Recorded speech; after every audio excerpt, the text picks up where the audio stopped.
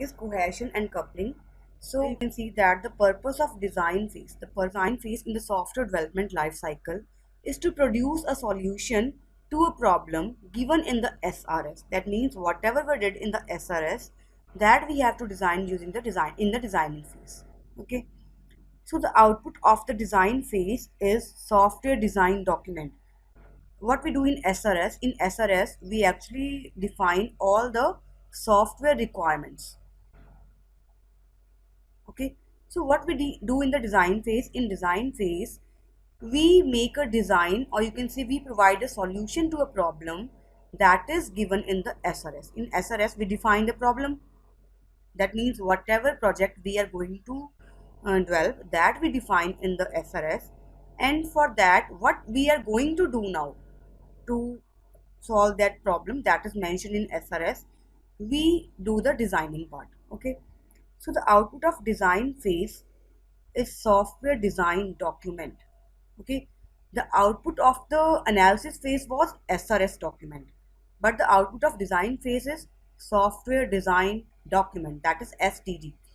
Basically design is a two-part iterative process. Now what is iterative? Iterative means incrementing process that keeps on incrementing. Okay, first part is conceptual design. Initially what we do, we make a conceptual design. What is conceptual design? It means the overall layout of the system. Okay, that is basically the conceptual design. For conceptual design we discuss the use case diagram. Okay, use case diagram.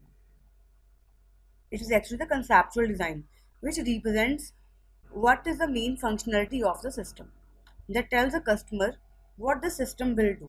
That is the conceptual design. Second part is the technical design.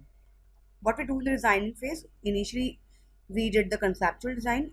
Second is a technical design.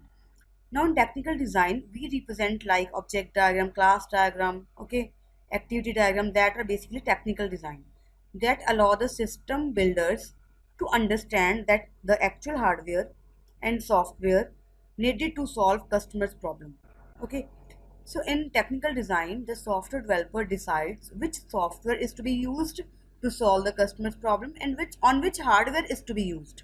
Okay, कौन सा software use करके उसने जो project है बनाना है और कौन सा हार्डवेयर चाहिए उसके लिए that will be decided in the technical design.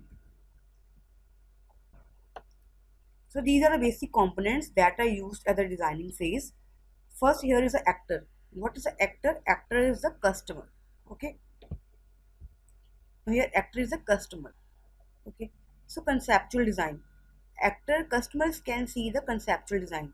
See, here it is a designer. Now what is a designer? Designer means any person in the software team that is responsible for the designing part of the software project. Design बनाएगा वो. First will the conceptual design. Conceptual design किस लिए बनाएगा वो? Just customer को दिखाने के लिए. ये हम SRS में बनाते हैं जो कंसेप्चुअल डिजाइन है. ओके, सो कंसेप्चुअल डिजाइन में वो सिर्फ कस्टमर को दिखाएगा कि जो आपका प्रोजेक्ट है it will look like this. Customer अपनी रिक्वायरमेंट बताएगा, उसकी रिक्वायरमेंट के अकॉर्डिंगली डिजाइनर एक कंसेप्चुअल डिजाइन बना देगा. सेकंड थिंग क्या है, डिजाइनर क्या करेगा? टेक्निकल डिजाइन बनाएगा. टेक्निकल डिजाइन, टेक्निकल में क्या करेगा वो? कौन सा हार्डवेयर चाहिए, कौन सा सॉफ्टवेयर चाहिए उस प्रोजेक्ट को इम्प्लीमेंट करने के लिए, that comes under the technical design. और you can say technical requirements को हम इसमें टेक्निकल जो भी रिक्वायरमेंट्स हैं that are not concern with customer, customer का कोई कंसर्न नहीं है इसके साथ. ओके, डिजाइनर कस्टमर की रिक्वायरमेंट लेने के बाद खुद डिसाइड करेगा कि उसने उस प्रोजेक्ट को कैसे बनाना है, कौन कौन सी टेक्निकल रिक्वायरमेंट्स हैं, उन टेक्निकल रिक्वायरमेंट्स को वो कन्वर्ट करेगा टेक्निकल डिजाइन में. Okay, so here actor is a system designer. Now who is interacting with technical design? System designer. Okay, system designer is the actor here because he is involved with the technical design. Okay, so next is conceptual design of a system written in simple language, that is customer understandable language. So conceptual design of a system, you have to write this design in the SRS document so that it would be easily understandable by the customer. So detailed explanation about system characteristic that you will mention in the conceptual design. It describes the functionality of the system. It is independent of implementation. That means it is not concerned with the implementation part. Implementation is concerned with the system designer. Okay, It is so next is what is technical design of a system. It is actually the hardware component and design. That means which hardware components are going to be used to develop the software product and designing. That means technical design is done in this part. Functionality and hierarchy of software components. Okay, functionality means how the software components are being used to develop the software. That comes under this technical design of a system. Software architecture, that means how software components will interact with each other to develop the software. Next is network architecture, okay, that's stored and how the data will flow between the different activities. Okay, here we can take the example of activity diagram, okay, sequence diagram, state diagram. Okay, these diagrams can come under technical design of a system. So input output component of a system, this also comes under technical design of a system. What is input component, what is the output component, that will be decided by the system engineer. So next is shows interface. अब interface कौन बनाएगा, that will also that will also be done by the software developer. Okay, so these are the part of the technical design of the system. So next we are going to do the modularization. What is modularization? Very important part.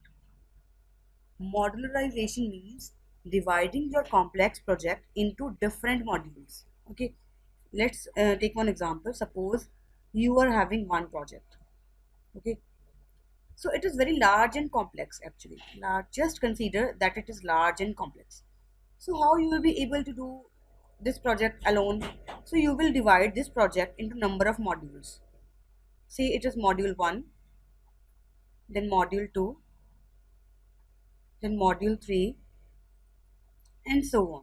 Okay, number of modules can be there. Now these modules will be independent of each other so that every person involved in the software team can work on each module. Okay, so this is called the modularization. This is known as modularization. One technique is known as layer technique, one is modularization. We are going to discuss the concept of modularization. In modularization we will discuss cohesion and coupling. That is very important. Okay, so here modularization is a process of dividing a software system into multiple independent modules where each module works independently. For example, मैंने आपको project बनाने के लिए दिया, आपने क्या किया, एक बंदा आपका UML डायग्राम्स बनाएगा, एक कोडिंग करेगा, एक टेस्टिंग करेगा, एक इंटरफेस डिजाइन करेगा. So that is basically the modularization. Okay, so there are many advantages of modularization in software engineering. What are the advantages now? Easy to understand the system. Okay, एक person ने coding करनी है तो it is directly concerned with the coding, उसको और किसी चीज से कोई मतलब नहीं है. Coding, that means it will be easily understandable. Okay, so why we do the modernization? To easily understand the system. System maintenance easy का होगा उससे. Okay, a module can be used many times as the requirements. That means a module, अगर एक module में changes आते हैं तो the person that is concerned with that module can change that, can incorporate that changes in that module. It is not the concern of other persons. So a module can be used many times as their requirement. जब time to time जब भी उस module को change करने की requirement आती है, so that can be easily changed, easily modified. No need to write it again and again.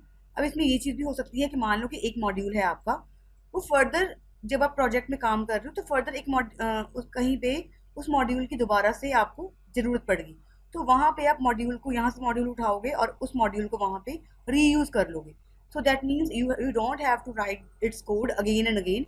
You can directly pick that module from there and can place that module in that part. Okay, so there is no need to write that module again and again.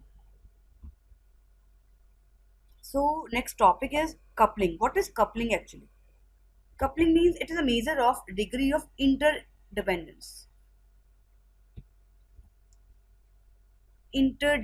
between the modules.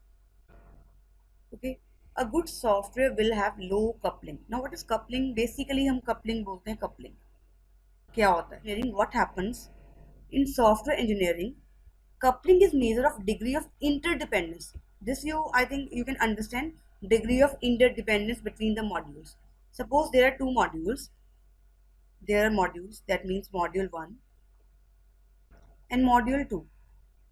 Suppose they are completely dependent on each other. That means they are having the high coupling. If they are totally dependent on each other, that means they have high coupling. Okay. So whenever any software have high coupling, that is basically the disadvantage of that software. Because manage difficult to manage because they are totally dependent on each other.